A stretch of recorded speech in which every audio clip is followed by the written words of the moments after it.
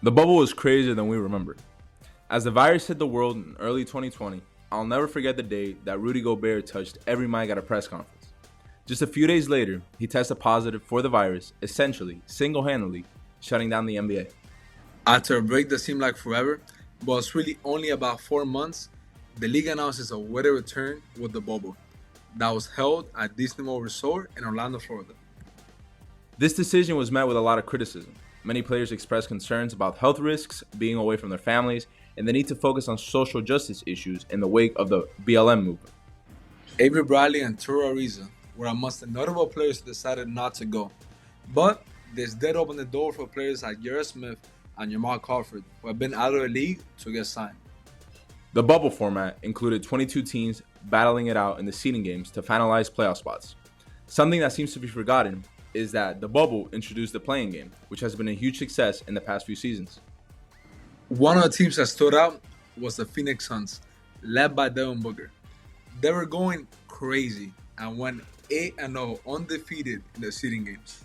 But despite this, the Suns missed out on the playoffs. This put the league on notice though, and it showed that they were going to be a problem in the following seasons. One of the craziest moments from the bubble was TJ Warren turning into prime Michael Jordan. From the moment the Pacers played their first game, we knew something was different. He dropped a career-high 53 points against the 76ers and averaged 31 points on 58% shooting. He was one of many standouts, with fans calling him Bubble Warren. Dame also went crazy. He put on a masterclass, leading the Blazers into the playoffs with a series of insane performances. He was simply unstoppable, averaging 37.6 points and 9.6 assists over the 8 seeding games. He dropped 51 and 61 points in back-to-back must-win games against the Sixers and the Mavericks, giving him the Bubble MVP. The bubble also gave us super funny moments, like the Nuggets playing an all-center lineup. The virtual fans were super funny too. Celebrities, former players, and fans got their chance to appear on their enormous LED screens.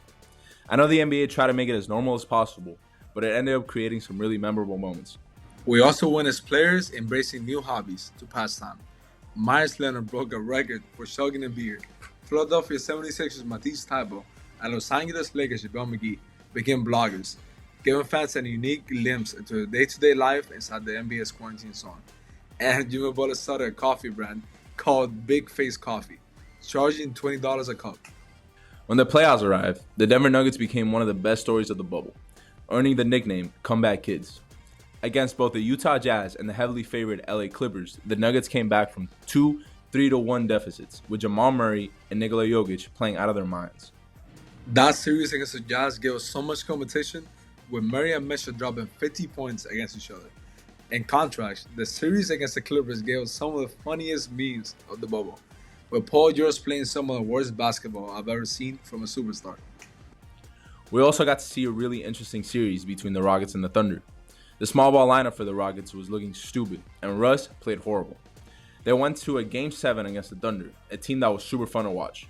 Harden gave us one of the clutchest moments of his career, logging Ludor's jump shot and then jumping out of the way as soon as he tried to save the ball off him. The Eastern Conference saw the Miami Heat, a fifth seed, destroying everybody, including the top-seeded Milwaukee Bucks. This was in large part due to arguably the best performer in the bubble, Jimmy Butler. The emergence of rookie Tyler Hero also played a vital role in Miami's surprising finals run. The bubble was also used as a platform for players and coaches to talk about the issues that were going on at the time. Jerseys have messages in the back such as equality, justice, and Black Lives Matter. Teams even boycotted some games following the Jacob Blake shooting, amplifying their demands for social justice. The NBA Finals, a matchup between the Lakers and the Heat, was unexpected. Miami put up a solid fight, even forcing a Game 6 despite injuries to key players Bam Adebayo and Goran Dragic. But the Lakers were too strong and clinched their 17th title. LeBron was named Finals MVP, his fourth, with the promise of more to come. A lot of talk has been had in the years following about how legit the basketball in the bubble was. And honestly, this is really frustrating to hear. Fans have pointed out their out-of-the-ordinary performances to further their argument. What we have to say about it is that fans should be thankful that the bubble even happened in the first place. 2020 was a very tough year for a lot of people. And I remember how happy I was when I turned on the TV to watch the first game back, which I remember specifically was the Jazz against the Pelicans. The bubble was able to bring us joy in a time that we truly needed it. A lot of hate on it is definitely due to the fact that the Lakers, and more specifically LeBron, was the one that ended up winning. And we all know they have a lot of haters.